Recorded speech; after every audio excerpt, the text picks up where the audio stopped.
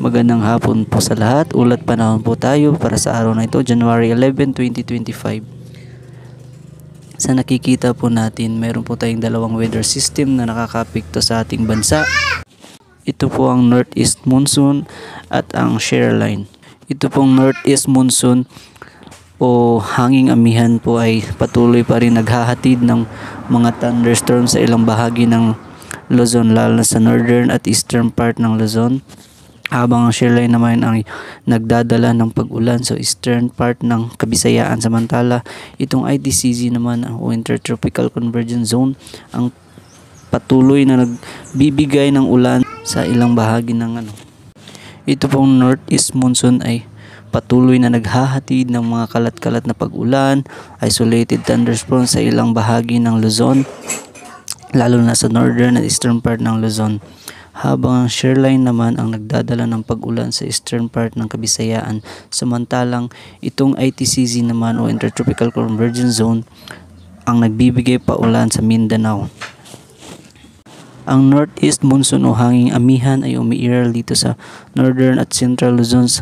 Samantala hanggang ngayon wala pa rin po tayong minomonitor o binabantay ang bagyo o sama ng panahon o low pressure area sa loob at labas ng ating Philippine Area of Responsibility. Habang itong shear line o salubungan ng mainit at malamig na hangin ay kasalukuyan nakakapekto sa eastern section ng Southern Luzon at Visayas. Dahil naman po sa northeast monsoon, asahan po natin ang maulap na papawirin na may kalat-kalat na pag-ulan dito sa Cagayan Valley, Cordillera Administrative Region at Central Luzon. At para naman po sa Metro Manila at nalalabing bahagi ng Luzon, asahan po natin ang pahagya hanggang sa maulap na papawirin na may mga isolated rain shower at localized thunderstorm. Habang ito naman pong shear line ay patuloy pa rin nagdudulot ng maulap na papawirin na may mga kalat-kalat na pag-ulan dito po sa may Bicol Region, Mimaropa at Quezon. Apektado rin ito ang kabuuan ng Visayas.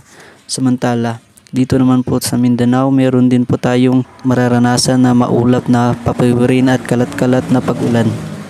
Dito po sa may bahagi ng Davao Region at Caraga, dulot po ito ng ITCZ o Intertropical Convergence Zone. At posible pong lumakas ang pag-ulan sa hapon hanggang sa gabi. May gale warning po tayo. Umaabot po sa 2 to 5 meters ang taas ng alon sa ating karagatan. Kaya doble ingat po sa ating manlalayag. Meron din po tayong weather advisory dahil posible pong makakaranas ng 50 to 100 mm of rain ang ilang lugar, lalo na sa iba't ibang parte ng Luzon. Heavy to intense 100 to 200 mm of rain Catanduanes, Albay, Sorsogon at Samar. Moderate to heavy 50 to 100 mm Camarines Norte, Camarines Sur, Romblon, Aklan, Biliran, Samar at Eastern Samar. At yan po ang ulat panahon para sa araw na ito.